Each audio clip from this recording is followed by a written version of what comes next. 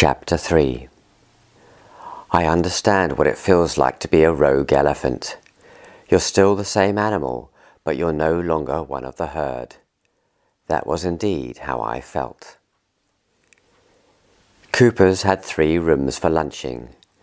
There was the director's dining room, the senior executive's mess, to which I was allocated, and the restaurant for everyone else. In the senior executive's mess, my colleagues all knew one another well, had their in-jokes with their gin and Italians, and were not particularly interested in the new boy, outside their customary good manners, of course. I could not contribute to their discussions on the latest TV programs, because I owned no television set. Whatever skills I had developed in the last 12 years in Kenya were of little value in England, socially or physically. I mean, who in England wants to talk about big game tracking? And I commiserated with myself.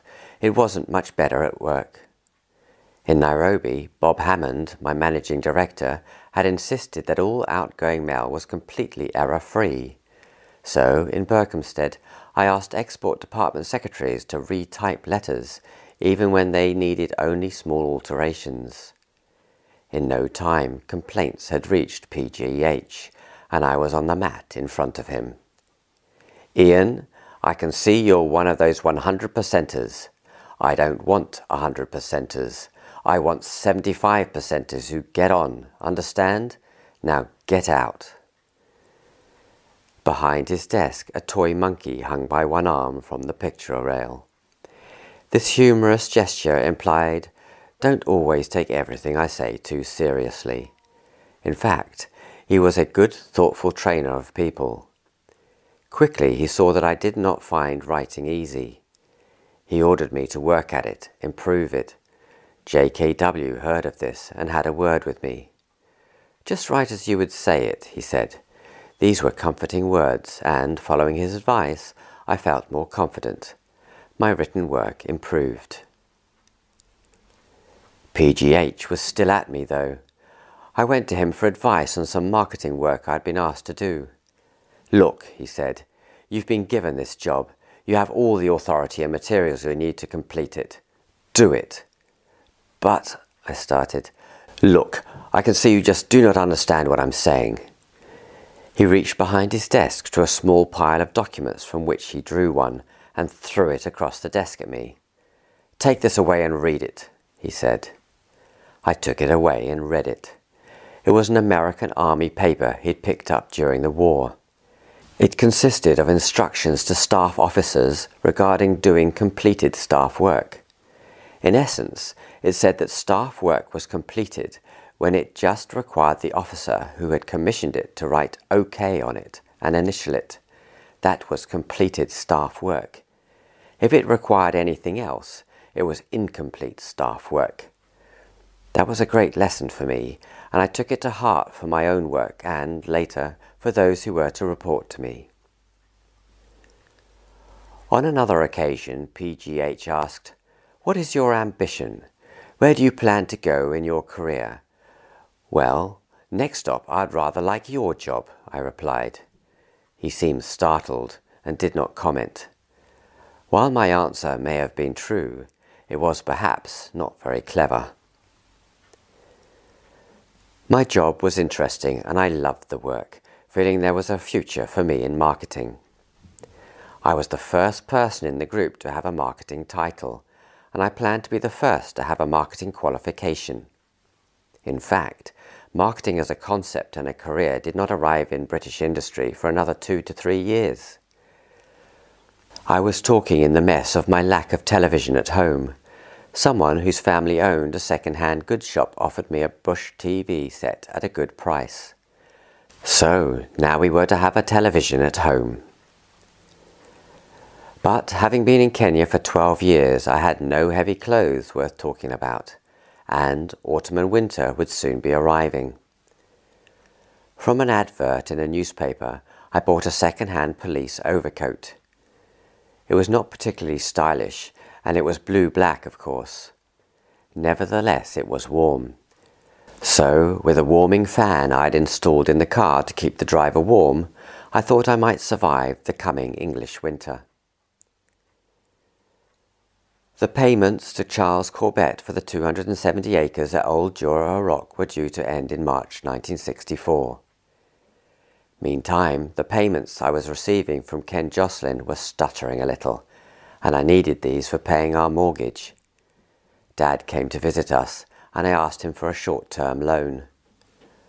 "Well, I'll have to sell some shares, which will cost me," he said.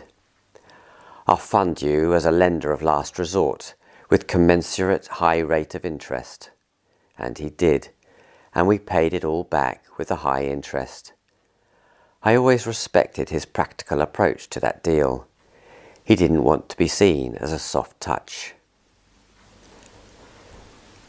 Correspondence went back and forth between Charles Corbett, Ken Jocelyn and me via an HOOU lawyer until 1964, a year after our arrival back in the UK. Eventually it appeared that some final payment was still due from me. I wrote to Charles Corbett saying that we were all lucky to have got out of Kenya alive and more or less solvent. He replied yes, agreed with me, and said I could forget the last payment. Meanwhile, I went down to see Dad in his cottage in Kent. On a Mediterranean cruise, he had met a widow, Ronnie, who was coming to stay with him from time to time. She was mother of a well-known English TV and film star. She drove a hand-built Bristol. He gave the impression of being nervous of the relationship and asked my opinion. "If it helps you to get closer, fine," I replied. "All we children have ever wanted is that you and Mum should be happy." "Well, I'm not sure we can get any closer," he said, "but thanks, I just wanted to check with you." Slowly, Kenya's influence was dwindling, memories being restored on a couple of occasions. I was in London, in Regent Street, when I saw a tall, fair-haired figure I recognized.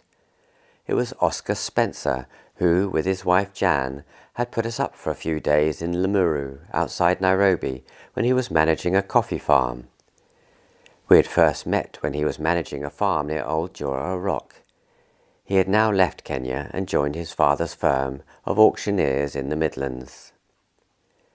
Then, in Berkhamsted, I was walking along the pavement when an enormous figure of a man stood in front of me and refused to budge. I looked up and a voice said, "I know you." It was Jerry Burley. He had been manager of Dayton Downs Estate in Laikipia, one of my bigger customers when I was a Cooper rep. It was said that he had the worst golf swing ever to be seen at the Thompson Falls Club. Yet his energy and determination kept him among the more successful players there. Here in Berkhamsted he was working now in a lawyer's office. "I can't stand it," he said. "I just can't put up with this country. I'm going back to Kenya, even if Kenyatta's lot kill me. It won't matter. It's better than staying here." I commiserated with him, and we went our ways. I hoped it would go well with him. Over the next 6 years, until late 1969, Tring was to be our home. I prepared the back garden and seeded the soil. Next door, Sydney turfed his. A much better idea, but a lot of hard work, I thought. Jane and I booked ourselves and our boys in with Dr. Adams in the medical practice in Tring. Jane met Jenny Thallon, ex-nurse and wife of Dr. David Thallon of the same practice. David and Jenny became friends for life, as did John, civil engineer, and Anne Sykes. David and I met at the Tring Tennis Club and occasionally partnered one another there, so our social life grew. When Dad visited us, he left me a cine camera, saying he had no use for it now that he had bought himself a new one. His old camera was a delight for us. With it we were able to record our son's early antics. My sister Valda visited us. Valda was now teaching ice skating at Whitley Bay. Her husband thoughtfully brought with him a cine projector that he insisted on giving me. While they were with us, he showed us on the projector a film of a recent holiday. I was impressed. The projector was just what we wanted. A few days later, the police arrived. They asked to see the projector, said it was stolen property, and took it away. Poor Valda. Her husband was a gifted photographer who went to jail for stealing equipment from his employer. I heard Valda also discovered he was keeping a girl in a caravan nearby. So the marriage was over, and Valda was left with a much-loved daughter, Debbie.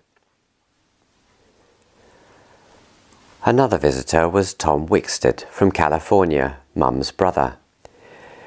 He and Aunt Teddy, a Polish-American, were much loved by all my family. It was great to see them, and I much regretted that we never met them or their two sons, Chip and Larry, again.